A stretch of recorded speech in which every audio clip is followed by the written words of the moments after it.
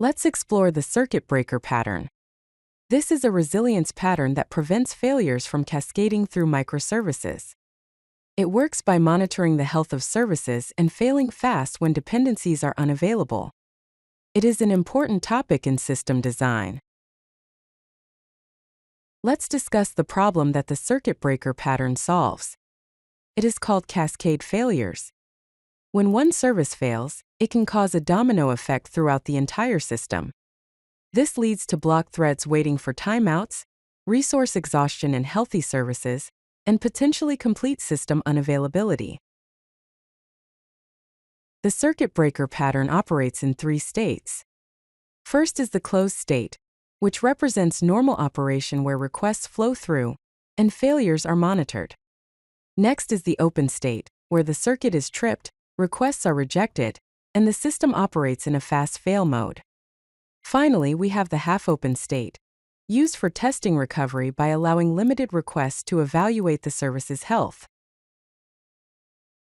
Here's a basic implementation of a circuit breaker. It shows a class with an initialization method that sets the failure count, threshold, and state. The call method checks if the circuit is open and raises an exception if it is. Key components include failure threshold monitoring, timeout management, state transition logic, and failure rate calculation. The circuit breaker transitions between states based on certain conditions.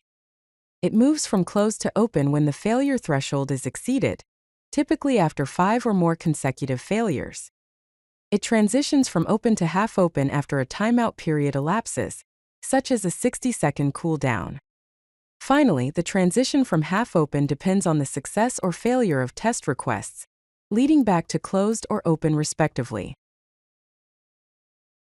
Configuring the circuit breaker involves several parameters. Here's an example configuration.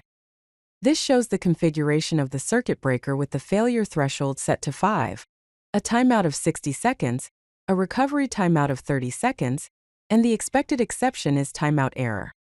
Key parameters include the failure threshold, which is the number of failures before opening the circuit, typically between 5 and 10 failures. The timeout period determines how long the circuit stays open, typically 30 to 60 seconds. And the recovery timeout sets the maximum wait time for service calls, typically 5 to 30 seconds. The circuit breaker pattern offers several key benefits. Fast failure prevents resource exhaustion, system resilience during partial outages, automatic recovery when the service heals, and monitoring insights for system health. Common use cases include external API calls to third-party services, database connections during high load, microservice communication in distributed systems, and cloud service dependencies with variable latency.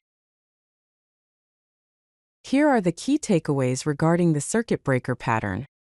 1. Circuit breakers prevent cascade failures by failing fast when dependencies are unhealthy. 2. 3 states enable automatic recovery: closed, open, and half-open.